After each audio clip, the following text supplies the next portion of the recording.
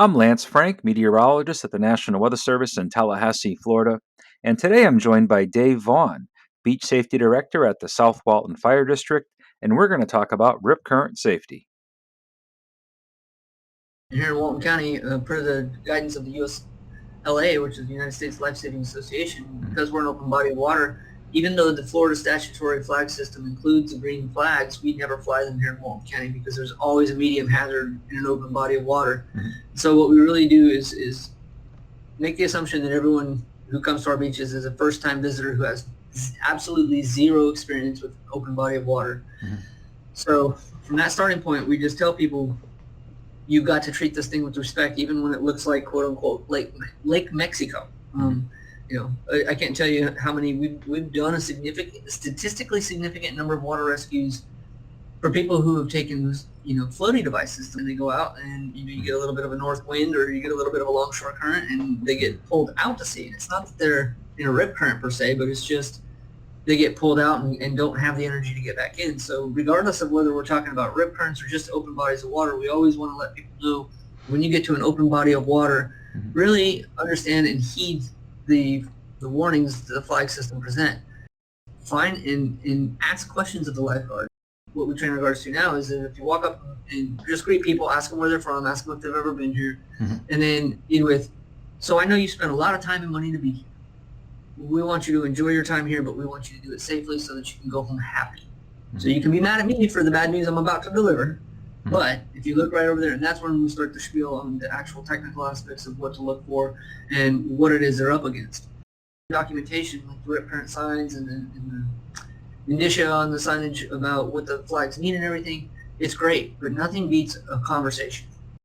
If you feel like you've been pulled out, and even if you're getting, kind of dunked and swamped by the waves, and likely in a rip current, you're going to be getting tossed about. If you can just collect yourself and relax, you're probably going to be all right. It's that expenditure of energy. It's that ultimate cardio workout that kills people.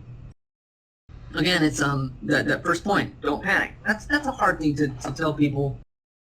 If you can manage to be situationally aware enough to tell which way to swim to break out of the neck or the head of the rip and try and catch some waves back in, that's great. You're ahead of the game. But if you're out there and you started experiencing a little bit of panic and you're already a little bit tired because of your initial effort to try and get right back through it, we try and encourage people to just relax, stick your arm up, and just use that buoyancy of the salt water to kind of help you flow and try and get back to where the waves are breaking if you don't know about the swim to parallel. Because, sometimes we get washing machine rips. Depending on the angle of the longshore, you can get rip currents where it's not so simple as just swimming parallel to shore. It really isn't that simple. That is a good general rule of thumb, but it's not uncommon for when things are really kicking out here that you're going to get caught at the head and the neck of the rip, and you're going to be trying to break out, and you find that you can't. So it's really just keeping your head and your wits about you and calling for help until we can get some trained personnel out there to assist you. Our typical demographic of drowning is usually parents or loved ones of kids. Kids get pulled out and start screaming and call for help, and then dad goes in to help, or the older loved one goes in to help. We've had a lot of success with people where they have told us that that they have learned things from presentations such as this and from some of our talks, and people who have been coming down for years.